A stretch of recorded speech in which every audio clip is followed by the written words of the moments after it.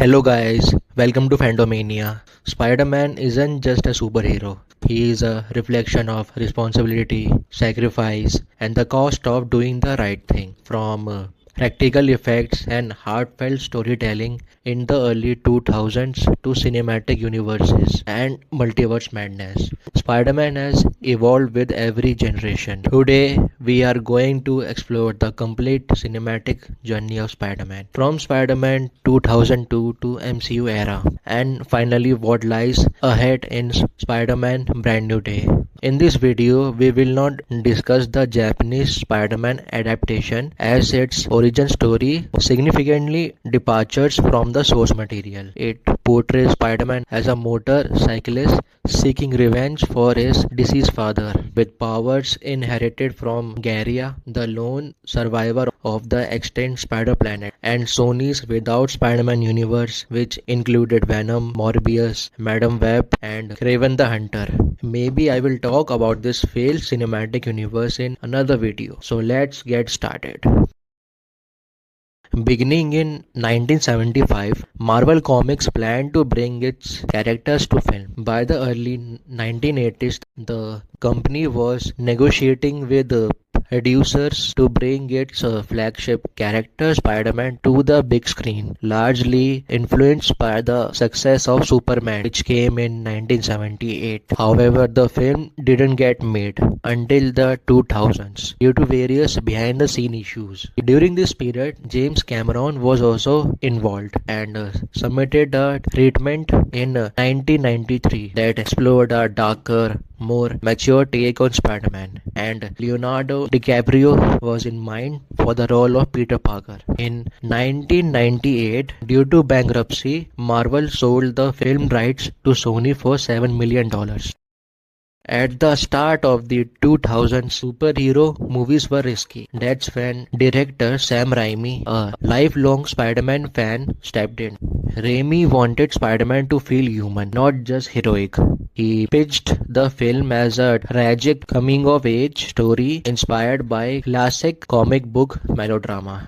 Sony liked his passion and gave him creative control. Tobey Maguire was cast because he perfectly embodied Peter Parker, awkward, introverted and emotionally vulnerable. Made on a budget of around $139 million, the film became a massive success, earned over $825 million worldwide. It became a cultural phenomenon, proving that superhero movies could be emotional, character-driven and massively successful. Highlights include Danny Elfman's score, especially the main theme, which still gives goosebumps. The whole cast performed well, but Willem Dafoe was outstanding as the Green Goblin. This was also the first film to feature the Marvel logo.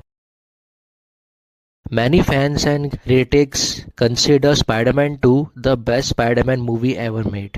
Dr. Octopus was the perfect villain, not just an antagonist, but a mirror to Peter Parker, a brilliant man destroyed by obsession. Peter loses love, stability, and control over his life. Being Spider-Man isn't empowering, it's exhausting. Made on a budget of around $200 million, the film earned over $795 million worldwide. This movie elevated superhero storytelling to a new level. In 2022, Rolling Stone ranked it the second best superhero film of all time, behind Black Panther. Forbes called it not just one of the greatest sequels, but one of the best films of the genre. The Independent described it as the definitive superhero movie that laid the blueprint for modern superhero cinema. Personally, I liked this film more than the first because of how well it shows Peter's struggles, especially balancing his civilian life and superhero responsibilities. The action scenes, particularly the train fight, are among the best ever. Then came Spider-Man 3 and the problems began. Studio pressure forced Raimi to include Venom, a character he openly disliked, with Venom, Sandman and Neo Goblin competing for screen time. The emotional focus of the earlier films was lost. Made on a budget of 258 to 350 million dollars, the film earned over 895 million dollars worldwide, more than its predecessors. However, due to mixed reception and Raimi's disinterest in continuing, Spider-Man 4 was cancelled and the franchise was rebooted. This movie didn't deserve all the hate. It has great moments such as Sandman's origin and the fight between Peter and Harry. Even now, when I watch it, it's still entertaining. The issue is not so many characters, it's about balancing them. Sony rebooted the franchise with The Amazing Spider-Man. Andrew Garfield brought more confidence and emotional intensity to the role. This version focused on Peter's parents, mystery elements, and realistic emotional trauma. Made on a budget of $230 million, the film earned over $758 million worldwide, but reception was mixed. Fans praised Garfield's performance and the improved VFX, but the story didn't reach the benchmark set by Spider-Man and Spider-Man 2. The Amazing Spider-Man 2 tried to do too much. Sony planned to launch an expanded universe to compete with the MCU, including spin-offs like Sinister Six and Venom. The movie wanted to be a love story, a franchise starter, and a superhero epic, but ended up being none of them fully. Made on a budget of $200 to $293 million, it earned $716 million worldwide, but received worse reviews than its predecessor.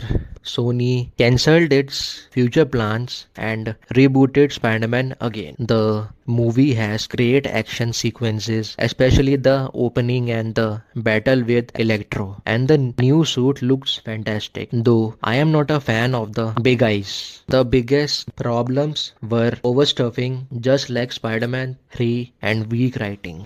Several characters were not properly developed because a lot of scenes were cut out from the film, and Harry Osborn was a poor villain compared to the Green Goblin from the Raimi trilogy. In 2015, Marvel Studios and Sony reached a deal to share Spider-Man, integrating him into the MCU. Tom Holland debuted as Spider-Man in Captain America Civil War, which came in 2016. This version brought youthful energy, comic accuracy, and a true friendly neighborhood tone, blending high school comedy with rounded stakes and a mentor dynamic with Iron Man. Made on a budget of $175 million, the film earned over $880 million worldwide, which was higher than the Amazing Spider-Man films, and received positive reviews. After appearing in major crossover events, that is Avengers Infinity War and Avengers Endgame, which came in 2018 and 2019. Peter deals with life after Iron Man's death, mysterious illusions, and Peter's desire for a normal life clash with his responsibilities. Made on a budget of $160 million, the film earned over $1.1 billion worldwide, becoming the highest grossing Spider-Man film until it was surpassed by Spider-Man No Way Home. Spider-Man No Way Home explored the multiverse concept as part of the MCU's multiverse saga, which is set to conclude with Avengers Secret Wars. It brought together Tobey Maguire, Andrew Garfield, and Tom Holland, connecting previous cancelled Spider-Man franchises. Despite the fan service, the story focused on loss and selflessness. Peter gives up everything to protect others. Made on a budget of $200 million, it earned over $1.9 billion worldwide, becoming the highest grossing film of 2021. Sony began plans for an animated Spider-Man film, which combined computer animation with hand-drawn comic techniques to create something revolutionary. It explored the multiverse concept even before No Way Home. Made on a budget of $90 million, it earned $394 million worldwide, which was lower for a Spider-Man film. But it won Best Animation Feature at the 91st Academy Awards, which gave Sony confidence to produce its sequel. Into the Spider-Verse is acknowledged by many in the film industry for its groundbreaking achievement in animation, with praise for its aesthetics and recognition of its influence. The sequel also received widespread critical acclaim. Each universe was designed to look like it was drawn by a different artist. Made on a budget of $100 to $150 million, it earned around $680 million worldwide, which was higher than its previous installment. The American Film Institute named Spider-Man Across the Spider-Verse one of the top 10 films of 2023. During a London Q&A screening, Andrew Garfield, who portrayed Peter Parker in the Amazing Spider-Man films, called the film a masterpiece of pure cinema. Bryce Dallas Howard, who played Gwen Stacy in Spider-Man 3, expressed her and her father Ron Howard's love for the movie, calling it an astonishing film on every level. Looks like our beloved studio doesn't want to take risk when it comes to live action projects. The final film in the trilogy, Spider-Man Beyond the Spider-Verse, is scheduled to release on June 18, 2027. Kevin Feige said that the ending of No Way Home promised audiences a proper Spider-Man, alone, independent, and fighting street-level crime in New York. Spider-Man Brand New Day is scheduled to release on July 31st, 2026. This film promises a grounded Peter Parker, a fresh chapter, no mentors, no shortcuts, just Spider-Man. Across different actors, tones, and universes, one thing remains constant. With great power comes great responsibility. Spider-Man changes, but his heart never does. Thank you for watching this video. In our next video, we will talk about the Avengers. Make sure to follow the channel for more content like this. And follow me on Instagram for updates and news related to pop culture and the entertainment industry.